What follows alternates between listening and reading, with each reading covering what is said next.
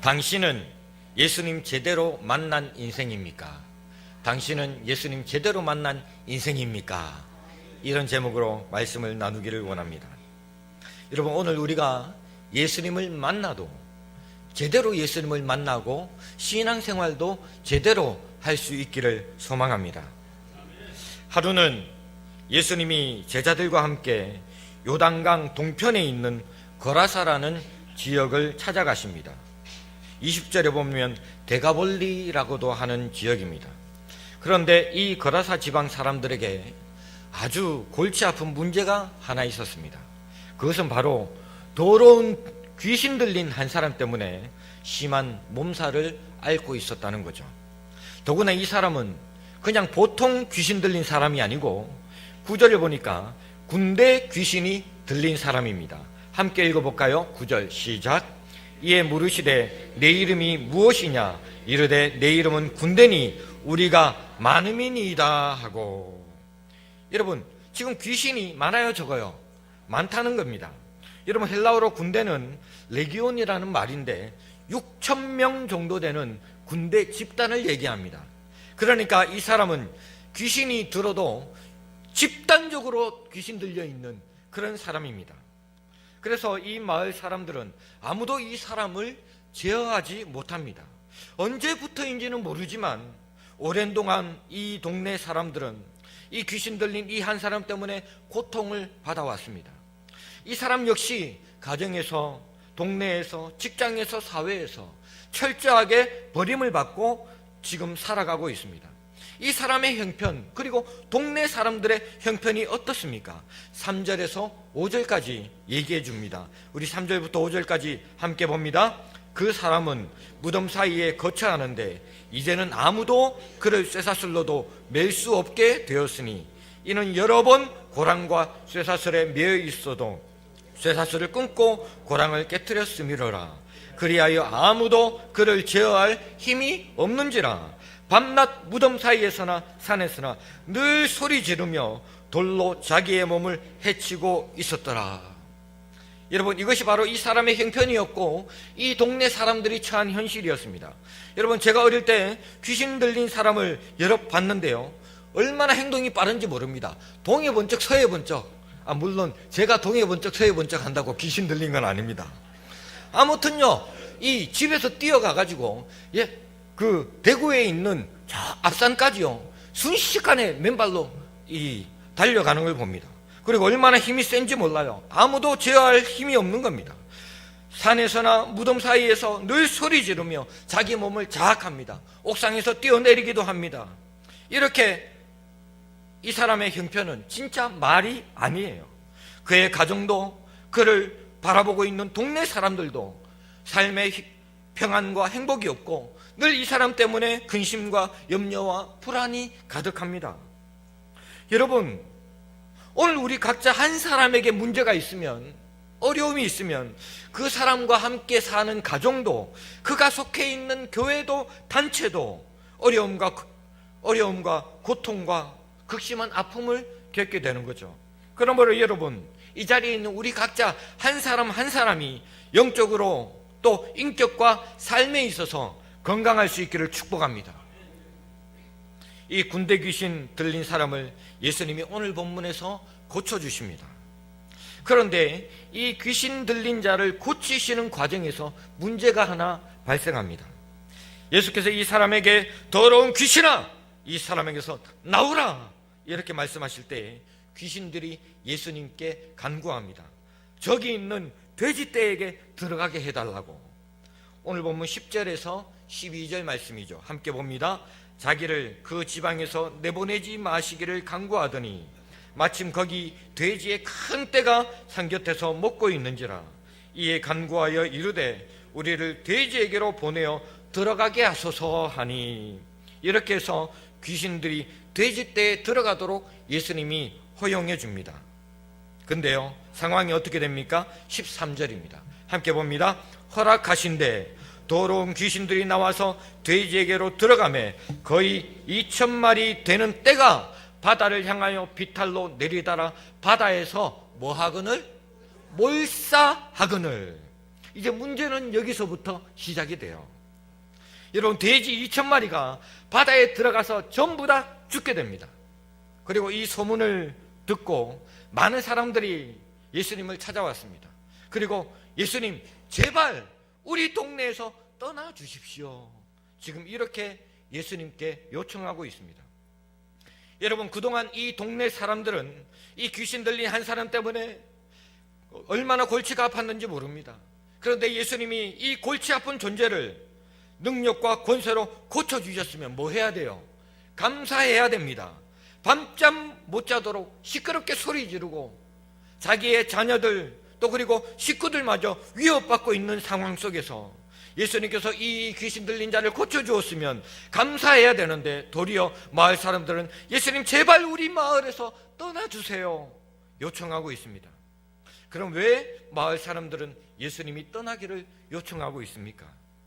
오늘 저는 이 본문의 말씀을 통해서 우리가 예수님을 대하는 두 가지 삶의 태도를 좀 진실하게 나누길 원합니다.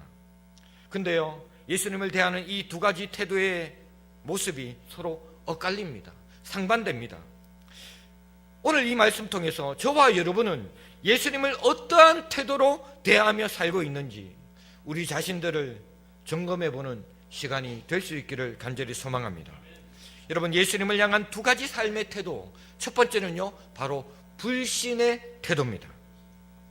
여러분, 이 동네 사람들이 지금 예수님께 요청하는 것이 뭡니까? 16절, 17절 우리 함께 읽어봅니다. 16절, 17절 시작.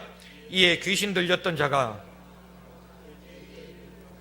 그들에게 알림해 그들이 예수께 그 지방에서 떠나시기를 간구하더라. 여러분, 왜 사람들이 골치 아픈 존재를 고쳐줬음에도 불구하고 제발 예수님 떠나달라고 간구하고 있습니까? 우리는 쉽게 그 이유를 성경에서 발견하게 됩니다. 그 이유가 뭐죠? 예수님이 이 군대 귀신 들린 자를 고치는 과정에서 어떤 일이 발생했습니까? 돼지 2,000마리가 떼죽음을 당하는 어떤 손실, 경제적인 손실을 보았기 때문입니다. 이 마을 사람들 눈에는 예수님이 오랫동안 귀신에게 억압당하던 이 사람을 고치시고 해방시키신 것에는 전혀 관심이 없습니다.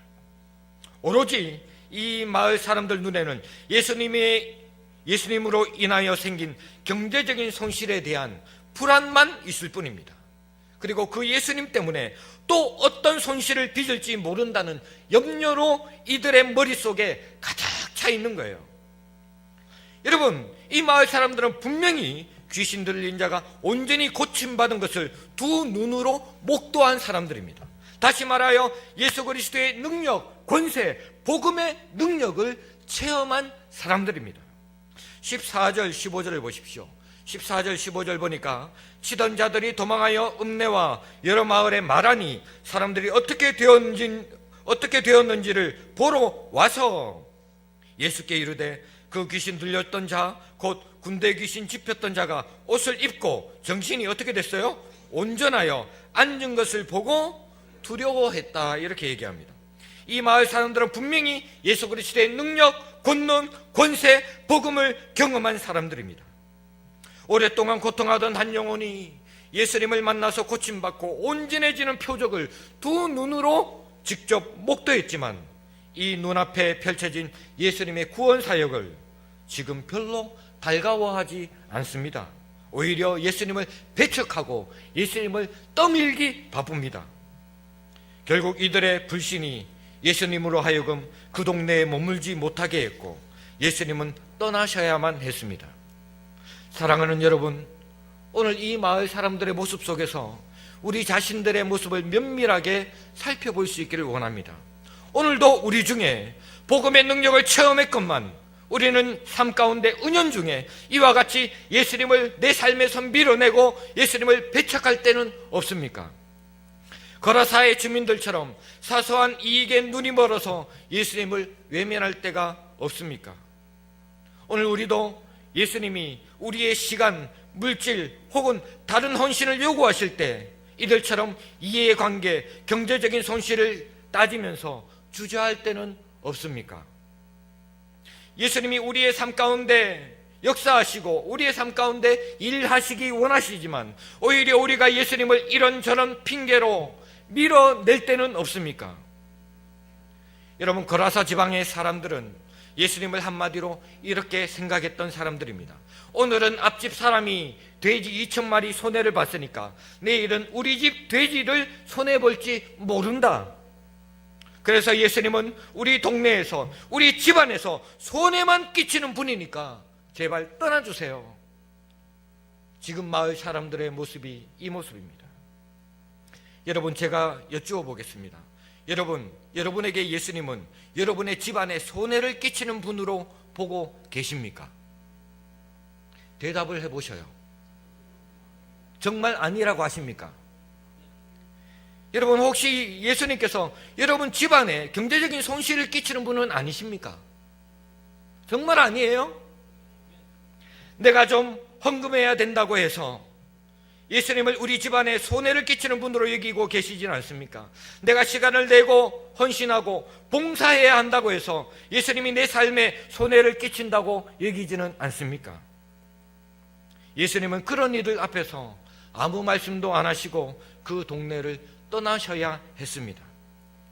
이 동네 사람들은 굴러 들어온 하나님의 복을 발로 차버린 셈이죠. 오늘날 수많은 사람들이 이렇게 예수님을 밀어내며 삽니다. 예수 믿지 못하는 이유가 여기에 있습니다. 예수 믿으면 손해볼까 봐, 심지어 예수 믿는 성도들조차도 자꾸 대형교회로 옮겨서 익명의 그리스도인으로 살려고 합니다. 그 이유가 뭐죠? 예수 믿되 편하게 믿고 싶기 때문에 그렇습니다.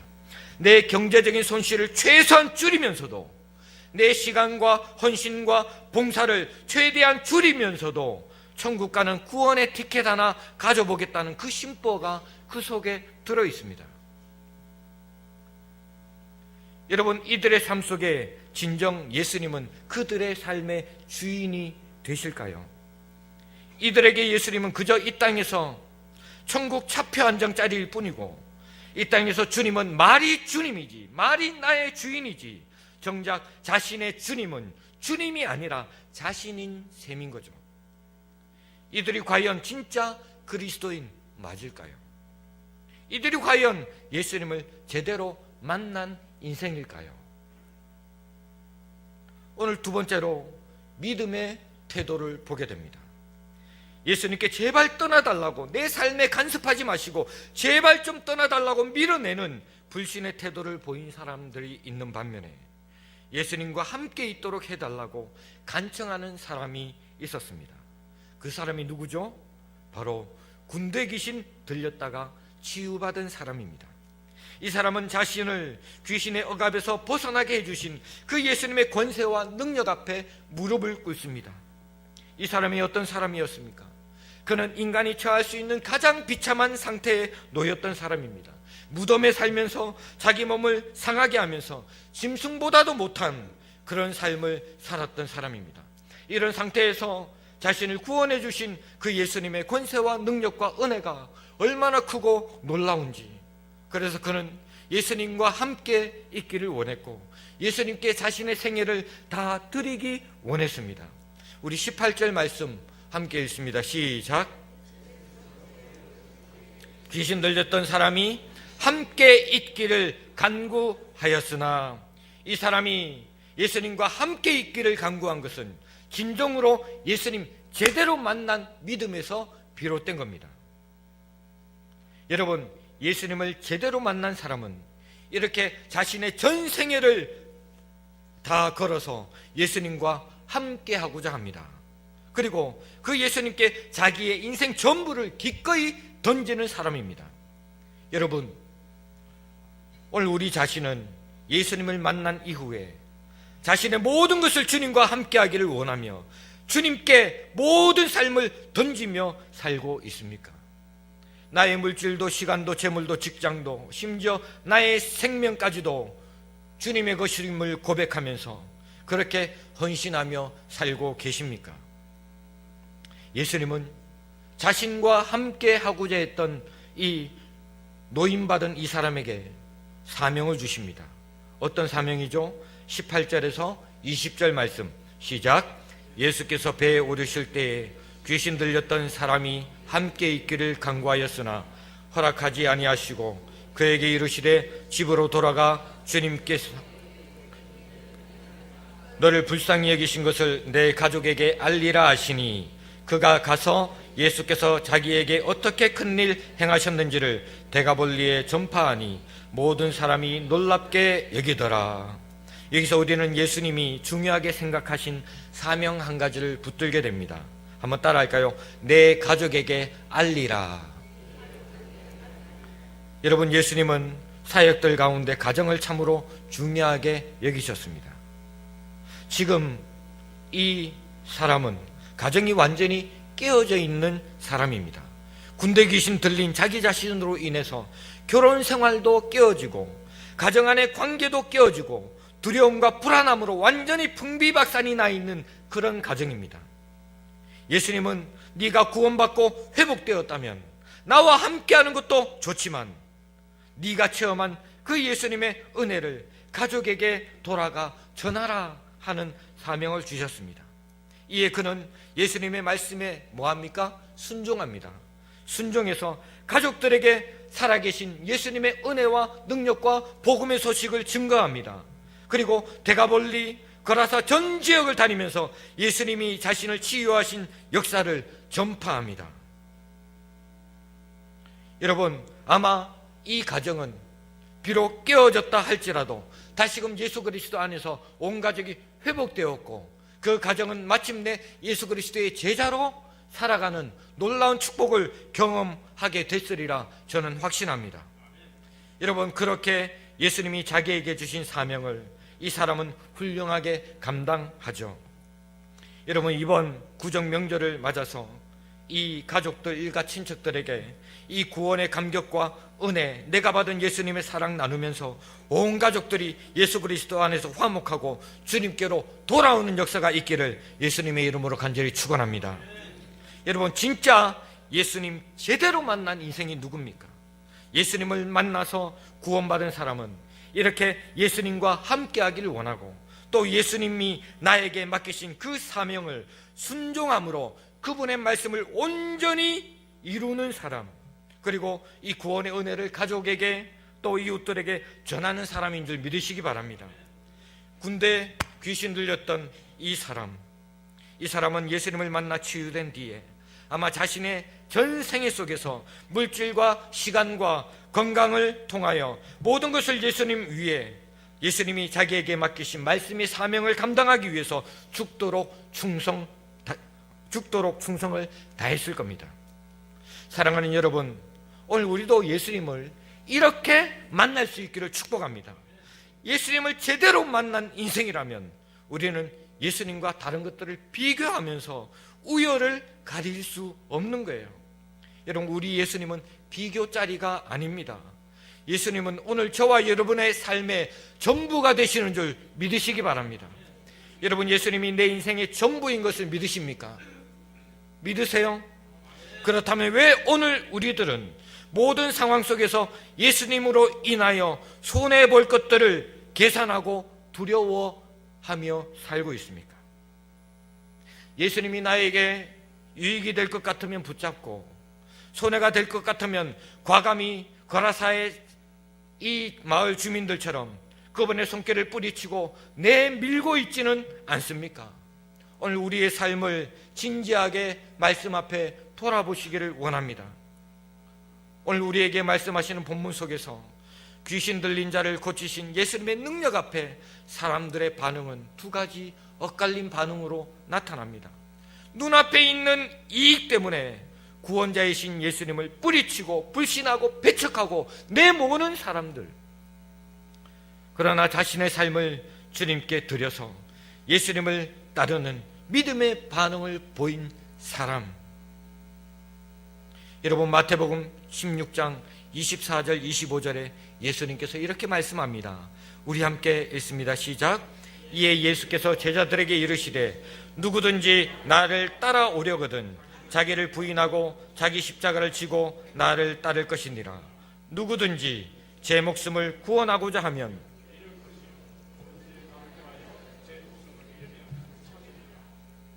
여러분, 많은 사람들이 실제 예수님 따른다 하면서도 자기를 부인하지 못하고 멀찍이서 예수님을 따라갑니다. 마치 예수님이 붙잡혀서 예수님이 끌려가는 그 과정에서 베드로가 어떻게 합니까? 멀찍이 서서 예수님을 따릅니다. 따르기는 따라가야 되겠는데 내 염려 걱정하는 거죠. 내가 언제 붙잡힐지 모르니까 붙잡히는 순간이 되면 언제든지 도망갈 수 있도록 내 이익과 손실을 계산하면서 멀찍이서 쫓아가고 있는 그 베드로의 모습, 그 모습은 결국 넘어지는 모습이었고 결국 마침내 예수님을 부인하는 모습이었습니다. 여러분, 멀찍이 따라가다가 마침내 예수님 부인하는 자리까지 우리의 삶이 나아갈 수 있다는 것을 잊지 마시기 바랍니다. 나는 절대 안 그런다고요? 베드로가 호언장담했습니다. 베드로는 이 눈치 저 눈치 보면서 그렇게 멀찍이서 예수님을 따릅니다. 많은 사람들이 자기를 부인하라 하셨음에도 불구하고 예수님께서 누구든지 나를 따라오려거든 자기를 부인하고 자기 십자가를 지고 나를 따르라 하셨건만 우리는 자기 부인과의 싸움에서 늘 패배하고 실리를 따지며 그렇게 멀찍이서 신앙생활하는 그런 내 삶의 모습은 아닙니까? 사랑하는 여러분, 예수님은 분명히 말씀하셨습니다. 지금 자신의 삶을 붙잡고 지키려는 사람은 생명을 잃게 될 것이고, 그러나 믿음으로 자기의 삶을 주님께 기꺼이 드린 사람은 생명을 얻게 될 것이라고, 뿐만 아니라 다른 사람도 살리는 사명자가 될 것이라고 말씀하셨습니다. 오늘 우리는 삶 속에서 이 불신과 믿음 이 사이에서 머뭇합니다. 양다리 걸치고 자로 재어보고 계산해보고 손익을 따져봅니다. 이것도 따져보고 저것도 견주어보면서 입술로는 예수님은 내 삶의 주인이 되십니다 고백은 하지만 실제는 고백만 있을 뿐 여전히 내 삶은 불신 속에 있지는 않습니까? 내 중심과 내 삶의 모습은 불신의 모습으로 가득하지만 사람들 보기에는 믿음이 있는 것처럼 그렇게 비추어지기를 그렇게 우리는 은연중에 바라고 있지는 않습니까? 그러나요, 주님은 다 아세요. 내 중심과 내 삶의 태도가 어떠한지. 그러므로 여러분, 주님 앞에 진실된 믿음의 반응이 우리 안에 있기를 예수님의 이름으로 간절히 축원합니다. 오늘 우리는요, 선택의 기로에 서 있습니다. 내가 주님의 말씀을 받을 때에 그 말씀을 순종하기 어렵고 그 말씀이 내 삶과 내 사고방식과 내가 생각하는 기준과 잣대에 맞지 않을 때 그 말씀을 뿌리치고 내몰 것인가, 아니면 내 삶의 방식과 또 내 삶의 손실을 볼 때 내 마음에는 와닿지 않지만 그럼에도 불구하고 주님 말씀이기에 내가 기꺼이 순종할 것인가, 이 사이에서 우리는요 선택하게 되는 거죠. 오늘 세 번째로 예수님 제대로 만난 사람의 특징은 바로 순종이라는 것입니다. 여러분, 한 장 앞으로 넘겨서 마가복음 4장 1장을 펴보겠습니다. 마가복음 4장 1절. 마가복음 4장 1절에 보니까 많은 사람들이 예수님의 가르침을 받기 위해서 예수님 주변으로 모여듭니다. 너무 많은 사람들이 모여드니까 예수님은 바다에 배를 띄우시고 말씀을 증거해야만 하셨습니다. 그리고 이 모인 사람들 중에는 여러 부류의 사람들이 있습니다. 예수님을 배척하고 예수님을 어떻게 해서든지 모함하고자 하는 바리새인들도 있었고, 그리고 구원과는 상관없이 이 땅에서의 필요들, 이 땅에서의 욕심들, 단순히 병만 고침받기 원하는 그런 무리들도 있었습니다. 반면에 예수님의 가르침과 권세에 무릎을 꿇고 모든 것을 버리고 예수님을 따르는 제자들도 있었습니다. 사람들의 이런 다양한 반응을 보시면서 예수님은 이 말씀을 듣는 모든 사람들에게 무엇이 정작 중요한지를 비유를 통해서 말씀합니다. 여러분, 사복음서에 나오는 예수님의 모든 비유들은 바로 하나님 나라의 비밀을 얘기합니다. 이 비밀은 깨달은 자만이 받을 수 있는 축복입니다. 예수님의 말씀을 듣는 자에게 무슨 태도가 필요한가 말씀하시기를 예수님께서 우리가 이른바 잘 아는 네 가지 밭의 비유를 얘기하시죠. 길가와 흙이 얇은 돌밭, 우리가 흔히 돌짝밭이라고 하죠. 가시떨기밭, 그 다음에 좋은 땅, 옥토라고도 합니다. 이 네 가지 밭, 이 네 가지 밭의 비유를 얘기합니다. 그리고 이 밭에 씨가 뿌려지는 것은요, 말씀을 뿌리는 거라고 얘기합니다. 우리 마가복음 4장 14절을 함께 읽습니다. 시작. 뿌리는 자는 말씀을 뿌리는 것이니라. 그러니까 이 밭에 떨어지는 씨는 뭐예요? 말씀입니다. 여러분, 농부가 봄에 씨앗을 뿌릴 때 무엇을 기대합니까? 그 수고가 가을에 풍성한 수확으로 나타나기를 기대하고 씨를 뿌립니다. 마찬가지로 예수님께서 오늘 우리에게 말씀을 뿌리실 때, 오늘 우리에게 말씀의 은혜를 주실 때는 풍성한 무엇을 기대한다고요?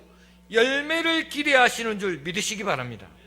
사랑하는 여러분, 오늘 저와 여러분이 말씀을 받는 마음의 밭이 어떤 밭 되기를 원하십니까? 길가가 되기를 원해요? 돌밭이 되기를 원합니까? 가시떨기밭이 되기를 원합니까? 좋은 땅, 옥토가 되기를 원합니까? 옥토가 되기를 원하세요? 옥토가 되기를 원하시는 분 손 들어보세요. 예, 손을 내리십시오. 여러분, 성경을 보니까 이 네 가지 땅에 모두 씨앗이 심겨집니다. 그리고 아까 씨앗은 뭐라고요? 말씀이라고 했습니다. 그러니까 하나님의 말씀이 이 네 가지 마음밭에 심겨지는 거죠. 여러분, 오늘 이 자리에 있는 저와 여러분, 하나님의 말씀을 듣고 있습니다. 이 하나님의 말씀을 들으면서 우리는요, 이 네 가지 중에 한 가지 마음밭으로 오늘 우리 각자가 말씀을 받습니다. 이 네 가지 중에 한 가지 밭은 전부 다 저와 여러분에게 해당됩니다. 여러분, 전부 다 옥토밭이 되기를 원하시죠? 이 중에 어떤 누구도 길가, 돌짝밭, 가시떨기와 같은 그런 밭 되기를 원하는 분 안 계실 거예요. 정말 저는 좋은 땅이 되기를 원합니다. 그리고 지금 말씀이 심겨질 때 이런 좋은 땅에, 이 좋은 마음밭에 이 말씀이 떨어지기를 원합니다. 하나님께서 오늘 살아계셔서 부족한 저를 통하여 우리에게 말씀을 주실 때는 저나 여러분이나 좋은 땅이 되어 열매 맺기를 원하시는 줄 믿으시기 바랍니다. 지금 하나님의 말씀이 길가와 돌짝밭과 가시떨기, 좋은 땅, 이 네 곳 중에 한 군데에 떨어지고 있어요. 중요한 사실은 이 하나님의 능력 있는 생명의 말씀이 이 네 가지 밭에, 네 가지 땅에 다 떨어지는데 오직 한 땅에서만 열매를 거둔다는 사실입니다. 그 땅이 어떤 땅이죠? 좋은 땅입니다. 오직 좋은 땅에서만 30배, 60배, 100배의 결실이 거두어졌다는 거예요. 여러분, 똑같은 능력의 말씀입니다. 똑같은 성경의 진리인데 다른 세 땅에서는 열매를 맺지 못합니다. 그렇다면 여러분, 열매를 맺는 땅과 열매 맺지 못하는 땅의 차이가 어디에 있습니까? 15절부터 보시기 바랍니다. 15절에서 20절입니다. 제가 읽습니다. 말씀이 어디에 뿌려져요? 길가에 뿌려집니다. 길가에 뿌려졌다는 것은 이들을 가리킴이니, 지금 예수님께서요, 제자들에게 이 비유를 설명합니다. 예수님이, 이 제자들이 예수님께 물었죠. 예수님이 이 네 가지 땅에 대해서 말씀하셨는데 우리에게 이 하나님 나라의 비밀을 가르쳐 주세요. 그래서 예수님이 가르쳐 줍니다. 말씀이 길가에 뿌려졌다는 것은 이들을 가리킴이니, 곧 말씀을 뭐 할 때에? 들을 때에. 여러분, 길가에 떨어진 것도, 길가에도 하나님의 말씀을 들었어요? 못 들었어요? 하나님의 말씀이 들었습니다. 말씀이 씨앗이 뿌려졌다는 겁니다. 그런데 어떻게 돼요? 사탄이 즉시 와서 그들에게 뿌려진 말씀을 뭐합니까? 빼앗습니다. 두 번째, 16절, 또 이와 같이 어디에 뿌려집니까? 돌밭에 뿌려졌다는 것은 이들을 가리킴이니, 이들도 곧 말씀을 뭐합니까? 들었습니다. 여러분, 돌밭의 말씀도 분명히 뿌려졌고 이들은 말씀을 들었어요. 오늘 이 자리에 돌짝밭 같은 사람도 하나님의 말씀을 동일하게 듣고 있는 줄 믿으시기 바랍니다. 17절입니다. 그런데 어떻게 돼요? 즉시 기쁨으로 받았지만 그 속에 뿌리가 없어서 잠깐 견디다가 어떻게 되죠? 말씀으로 인하여 무엇을 받습니까? 환난과 박해가 일어나는 때에 곧 뭐합니까? 넘어지는 자요. 여러분 보십시오. 돌밭에도 말씀이 뿌려집니다. 이들도 동일하게 이 자리에서 말씀을 들었습니다. 그런데 환난과 박해 앞에서, 그것도 말씀으로 인한 환난과 박해 앞에서 넘어지고 맙니다. 무슨 말이죠? 말씀 때문에 내가 애매한 고난 당할 때 있습니다. 말씀 때문에 어려운 일 생길 때 있습니다. 말씀 때문에 핍박당할 때 있습니다. 그때 갈팡질팡 선택하게 되죠. 내가 이 말씀으로 인하여 예수님 말씀에 순종하는 것 때문에 내가 어려움 당하고 핍박당할 때, 그때 이 돌밭에 뿌려진 사람들은 전부 다 넘어지고 맙니다. 다 쓰러지고 맙니다. 다 세상과 타협합니다. 그 다음에 18절입니다. 또 어떤 이는 어디에 떨어져요? 가시떨기에 뿌려진 자니 이들도 말씀을 뭐하기는 하되 듣기는 하되. 여러분, 가시떨기와 같은 밭에도 하나님의 말씀은 들려주고 하나님의 말씀은 떨어집니다. 그런데 문제는 19절이죠. 세상의 염려와 재물의 무엇과 유혹과 기타 무엇이 욕심이 들어와서 말씀을 뭐합니까? 막아버립니다. 결실하지 못하게 됩니다. 여러분, 가시떨기에 떨어지는 많은 사람들, 이 가시 때문에 말씀이 막힙니다. 이 가시가 뭡니까? 세상의 염려, 재물의 유혹, 기타 나의 욕심이 그 말씀으로 하여금 열매 맺지 못하게 합니다. 여러분, 우리가 예수님 따르고 또 우리가 말씀에 순종하다 보면 이 세상의 염려, 또 그리고 재물 때문에, 물질 때문에, 내가 가지고 있는 욕심 때문에 말씀 앞에서 순종하지 못하고 결국 그 말씀이 결실하지 못한 채 거라사 지방의 사람들처럼 예수님을 밀어낼 때 있습니다. 이것이 바로 가시떨기에 떨어진 밭이죠. 그런데요, 20절, 좋은 땅에 뿌려졌다는 것은 곧 그 말씀을 뭐하고 듣고 뭐했어요? 받아 이 말은 순종했다 이 말입니다. 30배, 60배, 100배의 결실을 하는 자니라. 여러분, 좋은 땅에 뿌려진 사람들은 말씀을 들었을 때에 가시떨기에 떨어진 사람처럼 세상의 염려와 재물의 유혹과 기타 욕심으로 인하여 갈등하지 않습니다. 이들은요, 말씀을 듣고 들은 대로 순종합니다. 여러분, 이게 제자의 삶이고 그러한 삶 속에 30배, 60배, 100배의 축복이 내려지는 줄 믿으시기 바랍니다. 왜 길가와 돌밭과 가시떨기 나무에 똑같이 말씀이 떨어졌음에도 불구하고 왜 열매가 없습니까? 듣기만 하고 뭐가 없어요? 순종이 없는 거예요. 말씀을 들었지만 갈등합니다. 조금만 어려움이 와도, 핍박이 와도, 경제적인 손실이 와도, 세상의 염려와 재물의 유혹과 욕심들 때문에 말씀 버리고 내 방식, 세상 방식을 따라 삽니다. 그런데 좋은 땅은 말씀을 듣고 받았다, 순종했다는 겁니다. 오늘 우리 주님이 우리 각자에게 말씀의 씨앗을 뿌리실 때에는 우리 예수님이 기대하시는 그런 풍성한 열매를 거두길 원하십니다. 중요한 한 가지 태도가 필요하죠. 뭡니까? 말씀을 받을 때에 내가 순종하는 것이죠. 여러분, 생명의 말씀이 매 순간 우리의 가슴에 부딪힙니다. 매주일 내 가슴에 부딪힙니다. 내가 말씀을 묵상할 때에, 기도할 때에, 이런 아침, 이런 새벽에 주의 말씀을 펼쳤을 때에, 잠들기 전에 주의 말씀을 꺼내 들었을 때에, 그 말씀이 내 가슴에 부딪힐 때 우리는 요구받게 됩니다. 네가 그 말씀에 순종하며 살 수 있겠느냐고. 여러분, 그 말씀에 순종한 결과로 나타나는 것이 열매이고 축복입니다. 다른 한편으로 순종이 없으면 뭐도 없어요? 열매도 기대할 수 없는 거예요. 한번 따라할까요? 순종이 없으면 열매도 없습니다. 여러분, 예수님의 은혜와 능력 앞에 많은 사람들은 거라사 지방 사람들처럼 자신의 눈에 보이는 현실적인 손실을 따져보면서 예수님을 내 삶의 자리에서 어떤 때는 몰아내기도 하고, 때로는 내 삶에 필요하다 싶으면 예수님을 붙들 때가 있습니다. 온전히 따르지 못해요. 그러는 반면 나를 구원해 주신 그 주님의 뜻을 따라 자신을 부인하고 그분의 말씀 앞에 기꺼이 자신의 생애를 순종함으로 던지는 사람도 보게 됩니다. 여러분, 어떤 사람이 예수님을 제대로 만난 인생일까요? 오늘 말씀을 맺으려고 합니다. 사랑하는 여러분, 예수님이 누굽니까? 오늘 저와 여러분을 위해서 영원한 생명을 주시기 위해서 죄 없으신 그분이 자기의 생명까지 내어주셨습니다. 그런데 그 영원한 생명을 받은 우리는, 그 갚을 수 없는 은혜를 받은 우리는 주님이 내 삶의 주인이라고 입술로 고백은 하지만 이것저것 손익을 따지면서 주님을 어떻게 따라야 할지를 늘 계산하며 머리 굴리며 살고 있지는 않습니까? 누가복음 9장 62절에 예수께서 이런 말씀합니다. 함께 봅니다.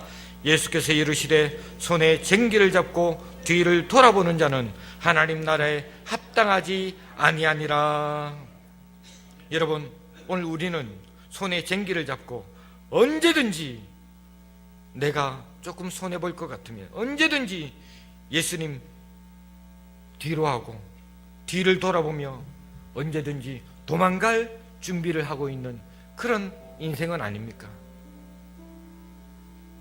여러분, 그 예수님을 진정 제대로 만난 인생이 맞습니까? 오늘 우리 주님은 우리의 삶에 순종을 요구하십니다. 그 순종으로 증명해내는 삶이 바로 옥토와 같이 열매 맺는 삶이고, 그러한 삶 속에 하나님의 30배, 60배, 100배의 축복과 결실이 있는 겁니다. 마태복음 6장 24절에 예수님께서 또 이렇게 말씀합니다. 한 사람이 두 주인을 섬기지 못할 것이니 혹 이를 미워하고 저를 사랑하거나 혹 이를 중히 여기고 저를 경히 여김이라. 너희가 하나님과 재물을 겸하여 섬기지 못하느니라. 여러분, 아담과 하와 이후로 인류의 역사는 두 주인과의 싸움의 연속이라고 할 수 있습니다. 하나님이 주인이신가? 아니면 내가 내 삶의 주인인가?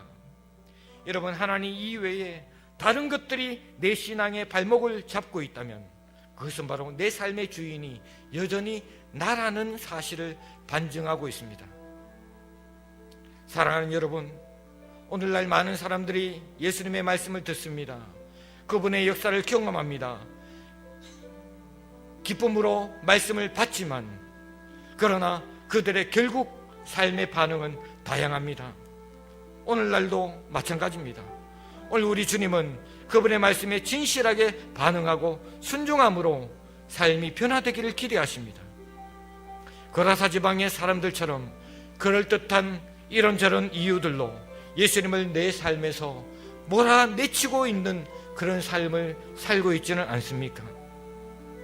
이것저것 따져보면서 내가 11조 헌금 봉투에 10,000원짜리 한 장 넣어야 되나 빼야 되나, 넣어야 되나 빼야 되나, 이런 쪼잔한 제자로 살아가고 있지는 않습니까? 군대 귀신 들렸다가 고침받은 한 사람처럼 주님의 생애에, 자기의 생애에 예수님의 말씀에 순종하여 전생을 걸고 예수님 따르고 증거하는 순종의 삶을 오늘 저와 여러분이 살아낼 수는 없겠습니까? 그래서 어떤 상황 속에서도 제자의 길을 포기하지 않고 주님이 원하시는 진정한 제자로 주의 말씀에 순종하며 내 삶을 기꺼이 주를 위하여 드려질 수 있는 그런 은혜가 저와 여러분에게 있기를 간절히 소망합니다. 여러분, 다시 한 번 더 묻습니다. 당신은 예수님을 제대로 만난 인생이 맞습니까? 그렇다면 말씀에 순종함으로 제자된 삶을 증명할 수 있기를 예수님의 이름으로 간절히 축원합니다.